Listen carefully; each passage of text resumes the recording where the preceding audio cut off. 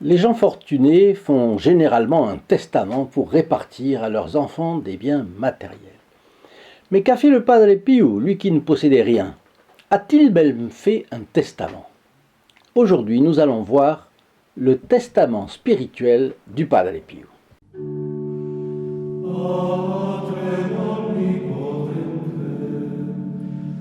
Chers amis fidèles du Padre Pio, bonjour. Nous allons donner un aperçu du testament spirituel du Padre Pio et en guise de clôture, je vous laisserai une prière au cœur immaculé de Bari qui est magnifique et vous pourrez penser déjà à qui vous pourriez confier aux intentions de Notre-Dame à la fin de cette vidéo.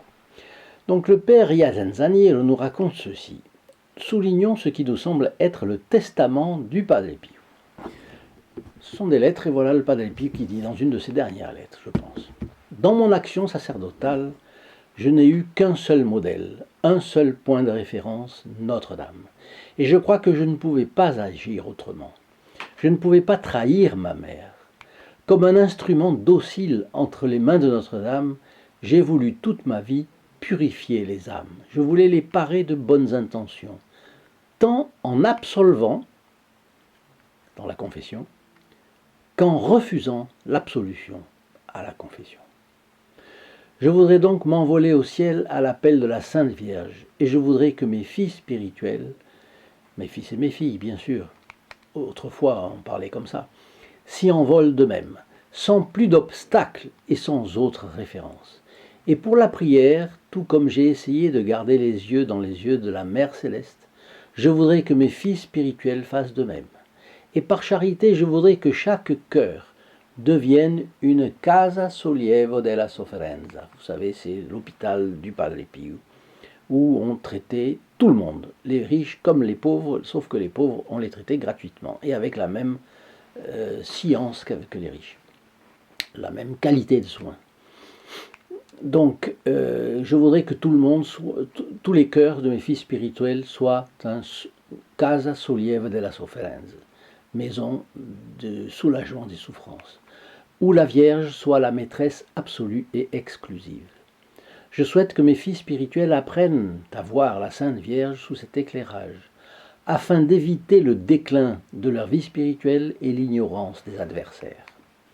Curieux, qu'est-ce que ça fait là au milieu, l'ignorance des adversaires? Eh bien, Padre Pio nous incite donc à ne jamais ignorer les adversaires, c'est-à-dire le diable et ses complices. Par exemple, ils vont tout faire maintenant, aujourd'hui, pour que vous oubliez de partager les vidéos du Padre Pio.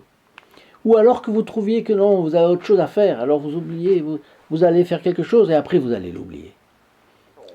Quand on veut partager, on le fait tout de suite. Et pas cette vidéo aussi, mais d'autres, choisissez. Et que vous oubliez aussi le bien que vous pouvez faire aux âmes en les faisant bénéficier des mérites d'une sainte messe. Oui, qu'est-ce que c'est que la sainte messe? Le renouvellement non sanglant du sacrifice sanglant, du chemin de croix, du calvaire et de la croix. C'est-à-dire là où notre Seigneur Jésus-Christ nous a rachetés. Le salut du genre humain s'est accompli là. Là, nous avons été sauvés de l'enfer. Et là, notre Seigneur Jésus-Christ nous a acquis les grâces que nous recevrons jusqu'à notre mort. Mais arriver à bon port ne se fait pas sans effort de l'équipage. Ni sur le plan personnel, ni sur le plan collectif. D'ailleurs, ainsi dans la chaîne sur les pas du Padre Pio où nous travaillons, l'équipage est convaincu et il est solidaire. Ce qui manque, c'est juste plus de personnes qui prient, plus de personnes qui cliquent, plus de personnes qui s'abonnent et partagent. D'ailleurs, je vous rappelle, la messe dite chaque vendredi à midi pour les membres du groupe des protégés du Padre Pio, c'est-à-dire 52 messes par an, plus 2 au fait du Padre Pio. Toute sainte messe a une valeur infinie, parce que c'est le corps et le sang du Christ qui sont offerts à Dieu par le prêtre en propitiation, c'est-à-dire pour satisfaire la justice de Dieu, insultée par les péchés, et obtenir miséricorde pour les pécheurs. Je vous propose d'en profiter et de vous rendre sur le lien ci-dessous, st-padre-pio.fr, dans la description de cette vidéo. Le Padre Pio continue. Il suffit d'avoir une dévotion précise et décidée envers Notre-Dame. Il suffit d'avoir des soins affectueux envers elle et de rester vigilant. Enfin, d'être passionné pour elle, d'être enclin au bien, attentif à ne pas se laisser entraîner dans les mauvaises voies de ceux qui méprisent les choses humbles. Si mes filles spirituelles sont convaincus de cette foi et de cette dévotion envers notre très sainte Mère, j'estimerai ne pas avoir travaillé en vain en ce monde, et dès ma mort, je reposerai en paix. À son tour, le père Yazenzanilo, qui a trouvé ces textes, ajoute: après avoir relu ces dernières dispositions du Padre Pio, tellement chargées de sens, il faut garder présent à l'esprit son affirmation qui va jusqu'à nous obliger, à cause de sa volonté clairement exprimée. Car le saint Padre Pio a confié au père Pellegrino, qui l'a accompagné jusqu'au bout: ceux qui semblent être mes filles spirituelles, en vérité, lui appartiennent à elle, à Notre-Dame. Sous cet éclairage, il serait absurde de déclarer avoir de la dévotion pour le Padre Pio ou se dire ses enfants spirituels sans aimer ni honorer Notre-Dame comme il nous en a montré l'exemple.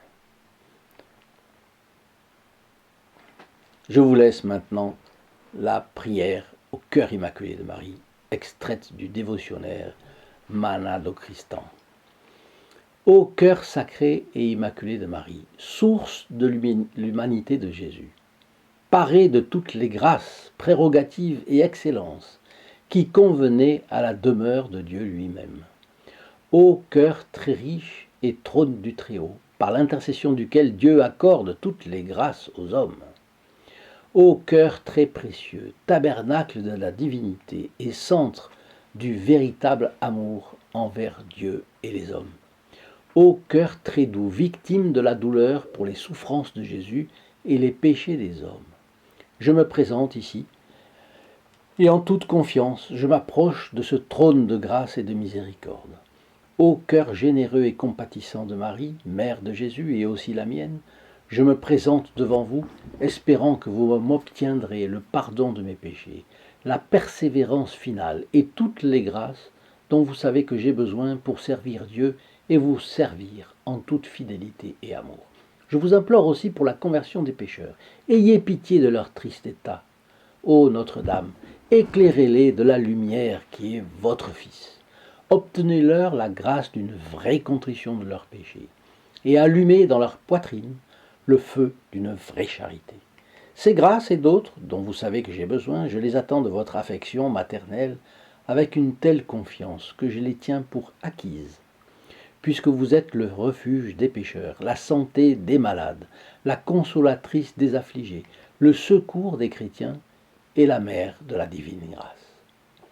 Vous n'avez pas oublié, Notre-Dame, que Jésus, en expirant, vous a donné la mission de nous prendre pour vos enfants. Bien qu'indignes, nous sommes donc vos enfants, et vous êtes notre mère. Et c'est en tant que telle que nous vous invoquons. Et parce que je suis le plus misérable de tous, je m'autorise de ce droit de vous saluer dans cette vallée de larmes en disant: ô ma mère, me voici votre fils. J'ai confiance que mes cris toucheront votre très saint cœur. Ainsi soit-il. À bientôt, à demain.